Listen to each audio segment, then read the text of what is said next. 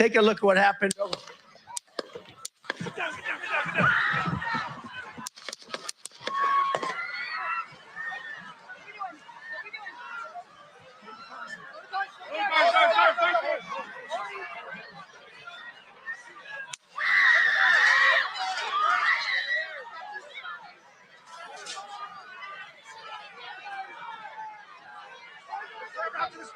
Move to spare. Hold. When you're ready. On you. Ready. Move. Up. Move. Go. Hawkeye's here. Hawkeye's here. Move it to the spare. Spare, get ready. Spare, get ready. We ready? Are we good? Shooters down. Are we good to move? We're Let's clear. move. We're clear. Let's move. We're clear.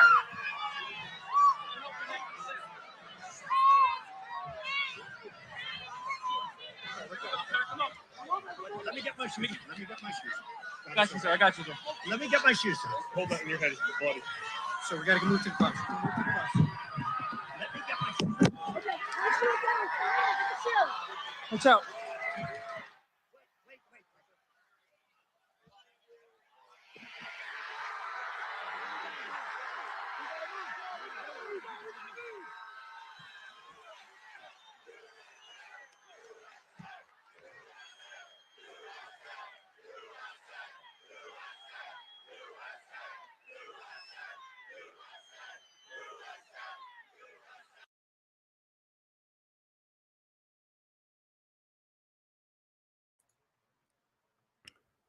Folks,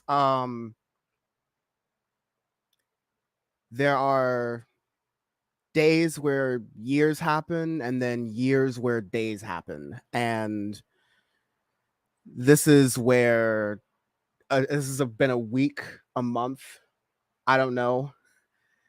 This has been a historic moment that we've just seen and we've just witnessed here. Donald Trump was in Butler, Pennsylvania at a campaign rally on the 13th of July, 2024. And there was an apparent assassination attempt on the former president of the United States while he was in the midst of his campaign speech. We'll be pouring a lot over this video. I'm Dan from the internet, of course. There might be some Power Report contributors coming through this special coverage. Thank you all for those who are joining me live. Naturally, we are all reacting to this in real time. This is something that is happening in real time. I'm really interested as we're rolling into the comments, like what folks are thinking, what folks are seeing here. Of course, a lot of folks are going to be thinking about how this will affect the campaign for Joe Biden, for Donald Trump. The mini campaign to unseat Joe Biden that's going on right now. There's a lot of ramifications for all of that I think are worth discussing. And so we'll try to go through all those things right now. Number one, we just have to talk about this moment for what it is. Truly, like, this is a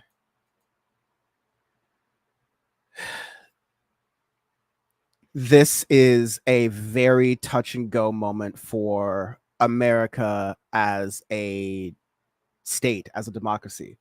I don't want to say that lightly. When you have heads of state, or former heads of state even, who are targeted in political assassinations like this. Now, I'm not going to, this is too early to even know who the shooter is. Apparently they have him in custody. I'm not sure whether he's dead or alive or not. So we'll see about that. And we're going to go and see what coverage exists right now. But as it currently is, we don't know exactly who did it. However, we do know that Donald Trump is running for president. He is the presumptive nominee of the Republican Party. He's literally going to be speaking at the convention this coming week at the time of talking right now. And so this is a political assassination attempt just by those definitions. Now, as we saw in that video, Donald Trump walks off. It's actually really interesting. You hear, and I'll play this part of the video again once Secret Service starts to clear the situation. You can hear some of the audio of like, Mr. Trump, we have to go. Mr. Trump, we have to go. But Donald Trump, always thinking about aesthetics in the moment first to his dying breath, moves to, you know, think about, wait, let me get my shoes. Let me get my shoes. One moment. I need to stand up. I need to stand up. So I want to get that part here while we're at it, actually. Get ready. We ready? Are we good? Shooters down. Are we good to move? We're Let's clear. move. We're clear. Let's move. We're clear.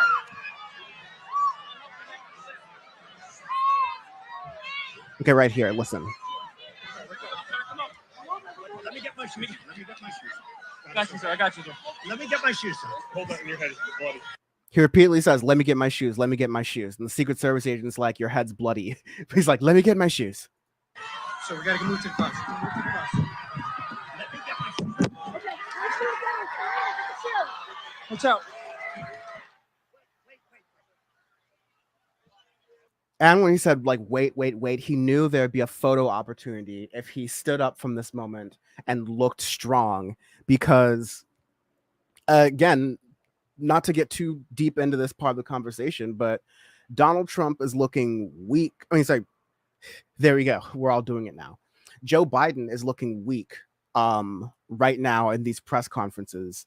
Donald Trump is able to stand strong in an assassination attempt. Like the optics alone, on a pure optics standpoint, this doesn't look good. And, you know, I want to speak on optics for a moment because this is one of those historical moments that's going to be seen as changing political history, changing American history, because assassination attempts are really, they've been remarkably rare for presidents in America.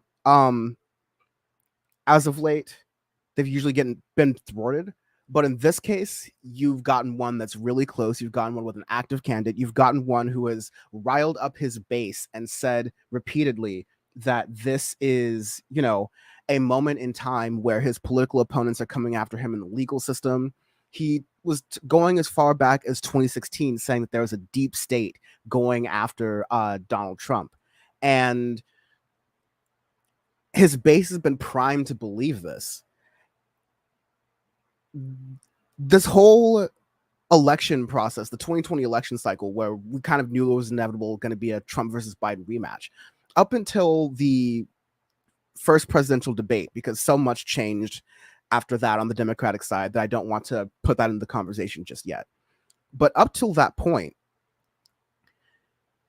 it was a game of inches. Like it was a question of, okay, Donald Trump's base is locked in, Joe Biden's base is locked in. Who are the people in the middle going to start to lean towards? And it's hard to describe because you don't have many other things to compare this to. And so I think that anyone who is making a really informed opinion and not just like a total guess right now is lying to you.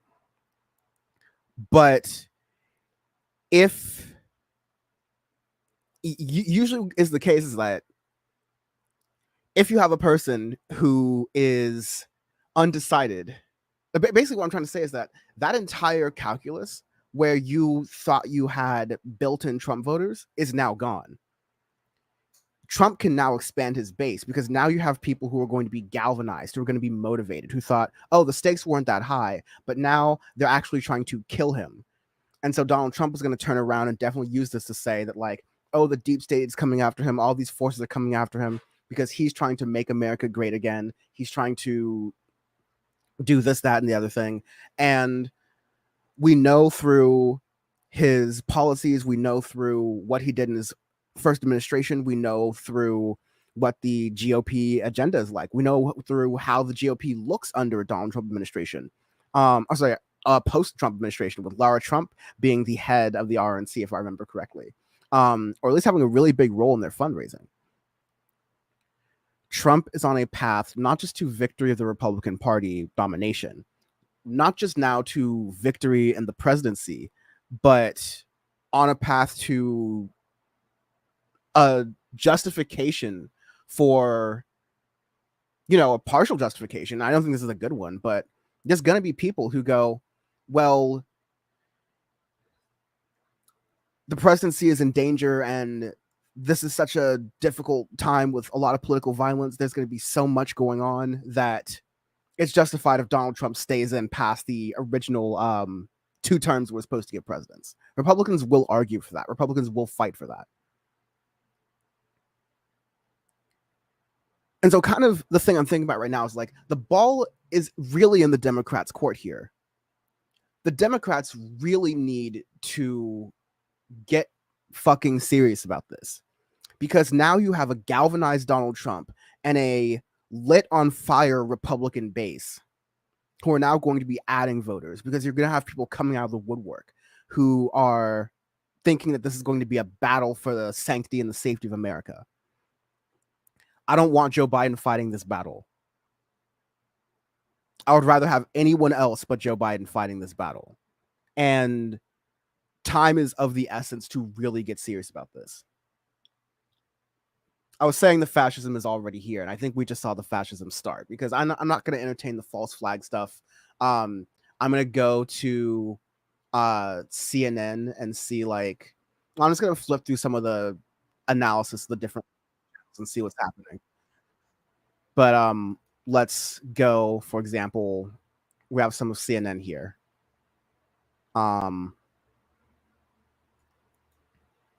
One moment. The leader had given to former president, when protection had started. Typically when there is a perceived threat, we tell the protectees to lower down. The safest place for them to be when there's a perceived threat is to go down.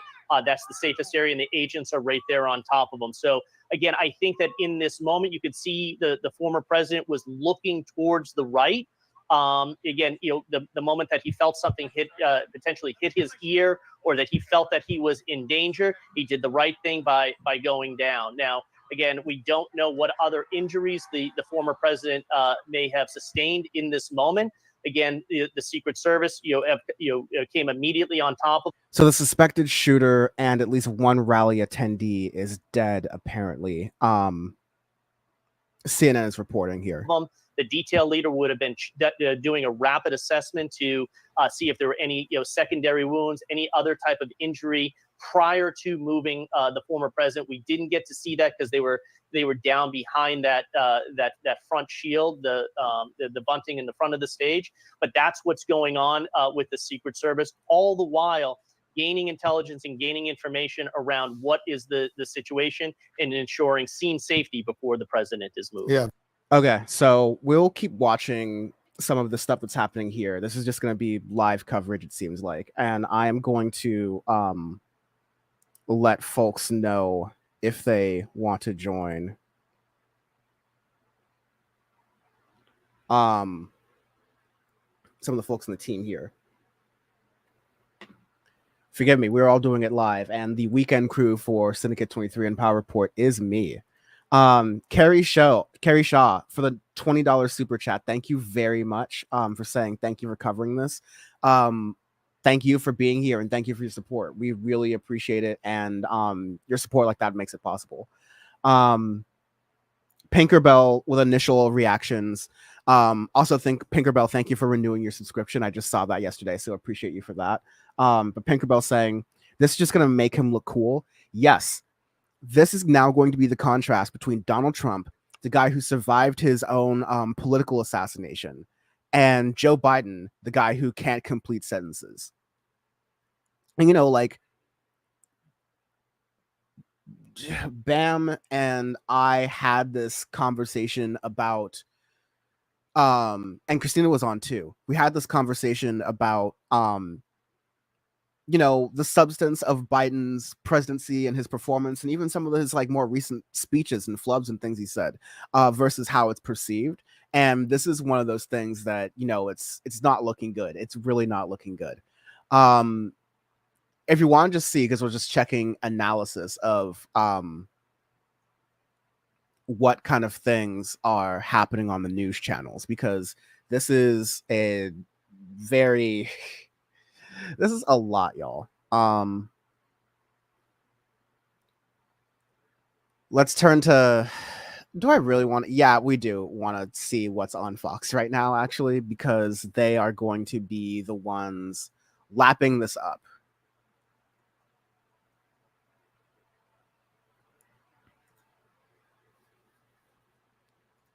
Okay, let's see how Fox is doing right here. We now turn to Fox already in progress, and you're gonna see they have some clips of the rally too, of course, as they're covering. We're now in the middle of this investigation, but again, across the political spectrum, we're hearing with a uniform voice Bill denouncing what has happened today, and as we learn a little bit more about it, we do know the former president is doing just fine. Okay, we're going to hear from a lot of people as we go throughout the evening. We're just at the very beginning of what will be a significant American story. Paul Morrill joins us, former NYPD inspector. And Paul, welcome to our coverage. Your observations based on your own experience. Well, first of all, if the reporting is accurate and we do have a victim that has succumbed to his or her wounds, that's just so tragic here. It looked for a while there that the only casualty would be that apparently minor wound to Donald Trump. Now, if the incident is indeed over, starts the backwards scrub, right? You got to figure out how this person was able to do what he or she. Okay, so there's like kind of pontificating right now. They have I skipped back a little bit behind to what was going on, because all they had were like talking to some former like New York Police Department inspector who's like, of course it's in New York, that's the closest person they could contact here. Yeah, we're about to get into this like really awkward, annoying game here where there's going to be speculation about who the shooter was, their identity, what their motives may have been, and it's going to be I hate to use the word, but like it's going to be a media bloodbath.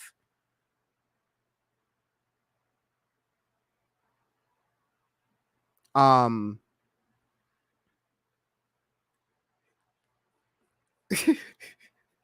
texting Emma right now. Just like, it's so bad.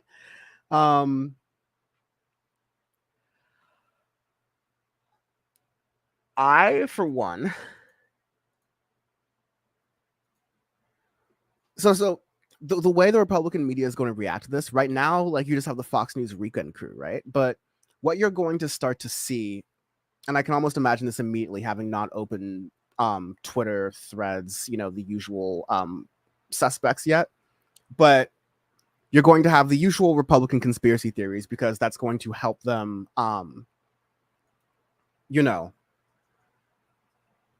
sell Donald Trump as a political philosophy at this point, especially. But you're also going to get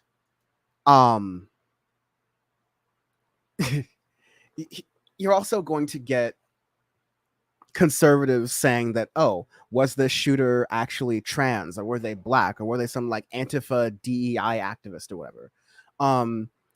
They're going to tie everything that Republicans have been using to campaign against Democrats and liberals, every straw man argument they've been using over the past 4 years that Power Report has covered diligently, whether it was Dr. Seuss and the book bans, and genderqueer and what books you can have and be read, and all these other different things. Like,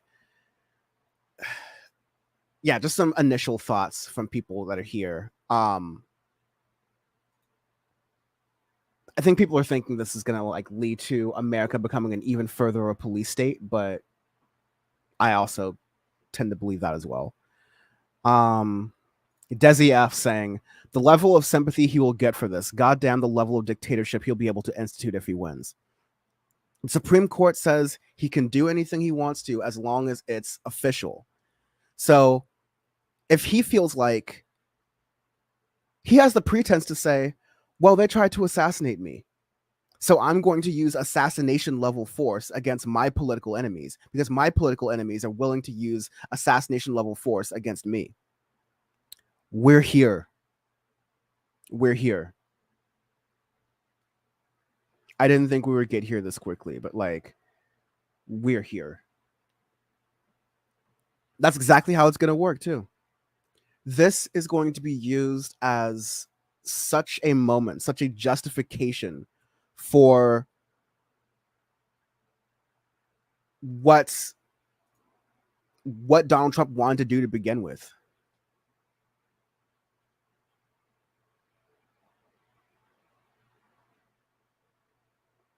There's another person reportedly in serious condition as well. So that's 2 dead, including the shooter. The other dead's an audience member, and there's someone else in serious condition.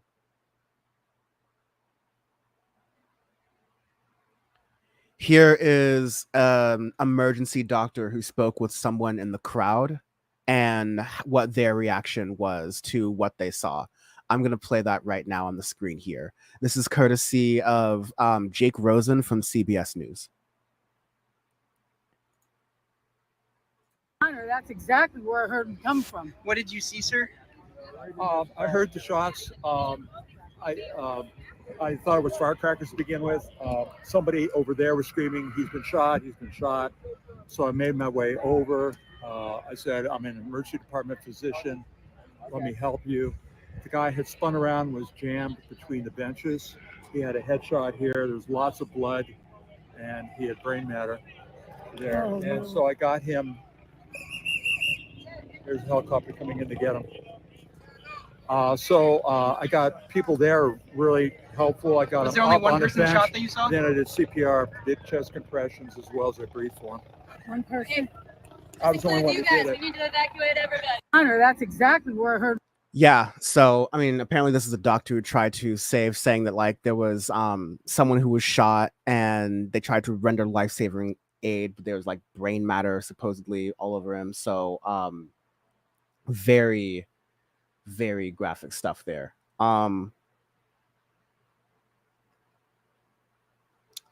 Yeah, we've been trying to warn you on Power Report the whole time. The fascism's already here.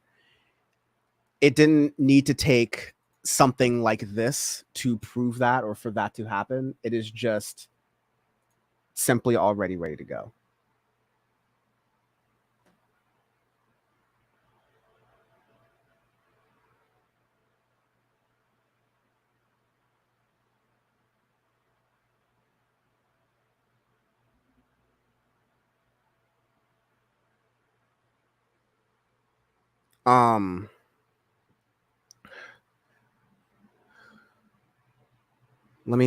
I'm just gonna read some other things that are.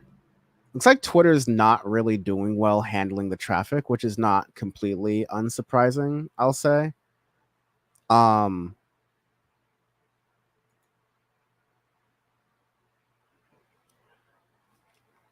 There are. Oh God.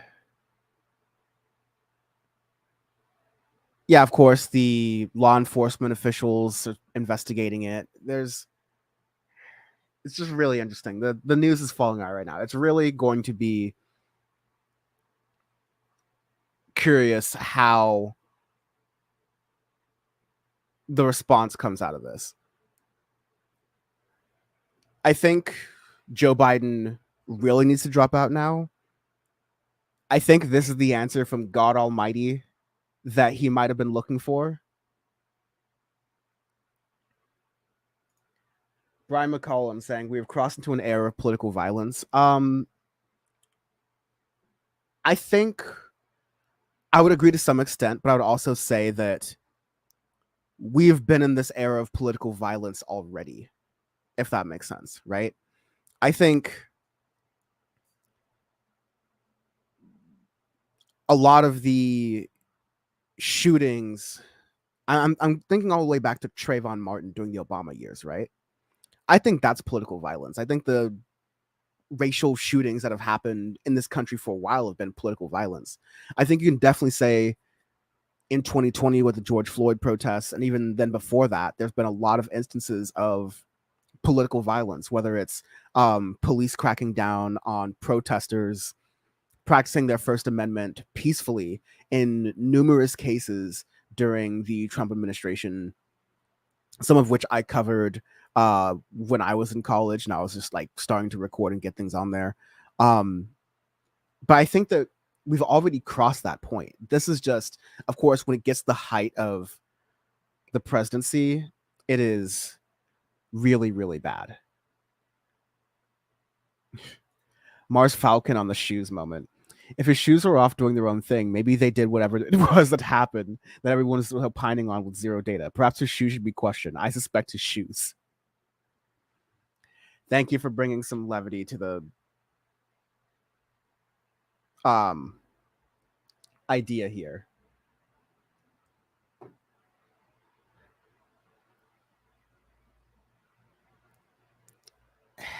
The Republicans are the Republicans are rabid right now. They're loving this. Apparently, the BBC has an interview with a guy who, and someone recorded this off their TV, so we'll take it with that. Let me see if I can get the better version of it. But apparently, the BBC has an interview with a guy who saw the shooter as it was going down.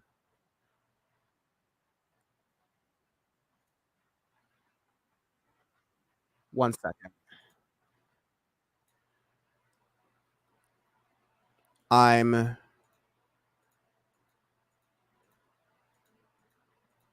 just trying really hard to get to. Yeah, no, I don't have the regular video anywhere here, it appears like. It's just the split screen. Okay, so I'll play this video I have here. Someone recorded from their TV, so it's not the best audio quality. Apologies for that.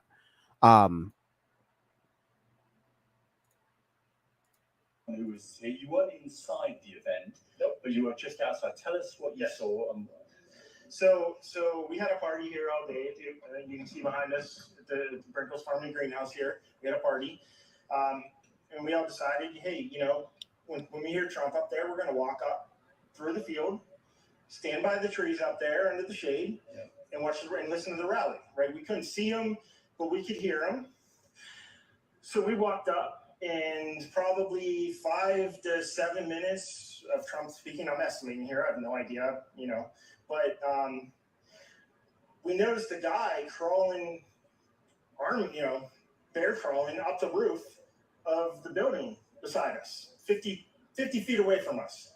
So we're standing there, and we're pointing at the guy crawling up the roof. And he had a gun, right? He had a rifle. We could clearly see him with a rifle. Absolutely.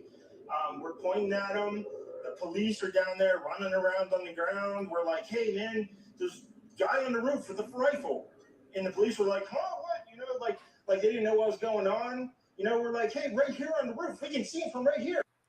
Which is also just like a case to say, police show up, law enforcement shows up after crimes have happened.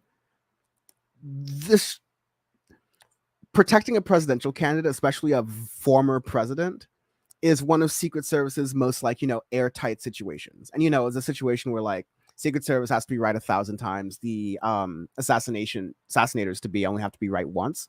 But the ruse, that's supposed to be the first thing they check, like in the movies. The ruse. We see him. He's crawling. And next thing you know, I'm thinking to myself, why is Trump still speaking? Why have they not pulled him off the stage? I'm standing there pointing at him for 2 or 3 minutes. Secret Service is looking at us from the top of the barn. I'm pointing at that roof, just standing there like this. And next thing you know, 5 shots rang out. So you're certain that the shots came from that guy on the roof? 100%. And he was up there for a couple of minutes. He was up there. You saw him up there for a couple of minutes. Absolutely. At least 3 to 4 minutes. And you were telling the police and the Secret Service? We were telling the police. We were pointing at them for the Secret Service, who were looking at us from the top of the barn. They were looking at us the whole time when we were standing by that tree. Could they see binoculars? Could they see him? Probably not, because the roof, the way the slope went, he was behind where they could see. But why is there not Secret Service on all of these roofs here? I mean, this is not a big place. Did you see, obviously everyone, when the shooting started, everyone was very panicked. Did you see what happened to him at all? Oh yeah, they blew his head off. Okay, sorry. Secret Service blew his head off. Okay, just be careful because we don't quite know who's watching. But you're pretty sure they shot the guy. Absolutely, 100%. Okay. Yep. You saw that happen? Yep. Yep. Okay. I love that, like, American. Oh, they blew his head off for sure. Jules T saying, the country is so fucked. Pinkerbell, thanks for the correction that Lara Trump is a Republican Party co-chair. Cycle Forward Time saying, Dan, I'm honestly not buying this, not at all. Trump is real talk too big a target. People are hurt and killed, and that's so sad, but honestly, my gut tells me this is not real. Listen, if they staged like, okay, we're gonna get Donald Trump kind of hurt, but not really, I just don't really believe that. Look, like, the US president and any presidential candidate is just like a target, and you have to deal with these things as Secret Service and, like, as their security. A lot of major figures and, major dignitaries have this sort of thing to worry about. And listen, there'll be plenty of conspiracy theories that are made about this moment, as are all political assassination attempts, and like actual assassinations have conspiracy theories and conspiracies that actually happen. Likely we'll continue to uncover things as the days go on, but this event happened an hour and a half ago at most, so we can't actually tell too much of it. Someone was saying apparently a Republican member of Congress has already tweeted that Joe Biden sent the orders for the shooting and should be indicted for it.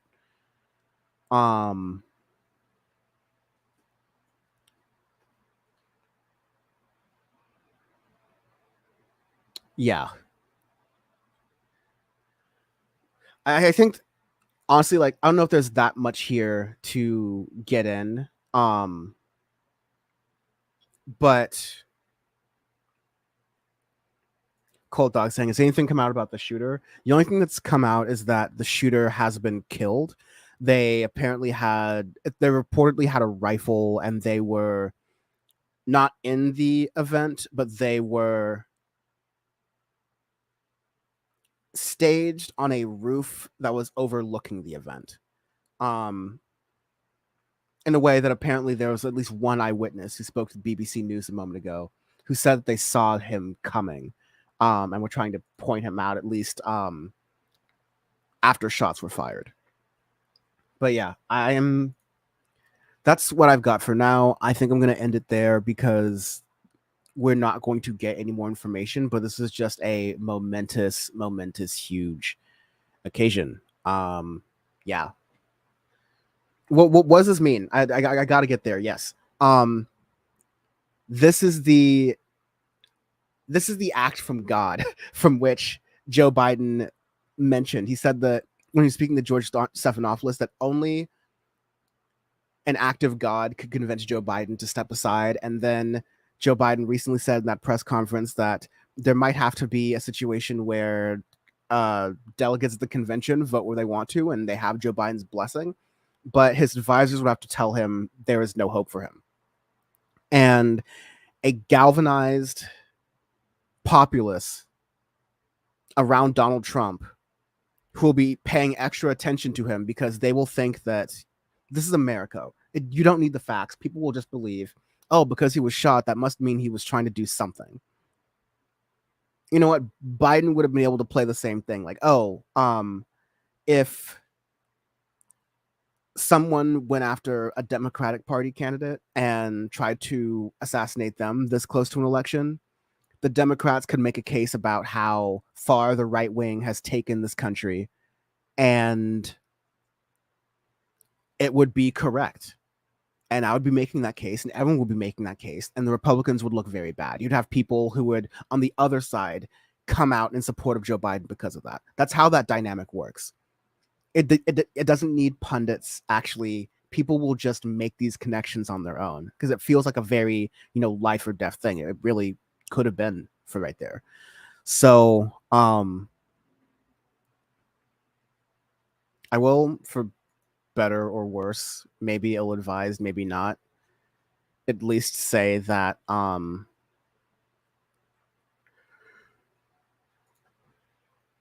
did tweet this the other day,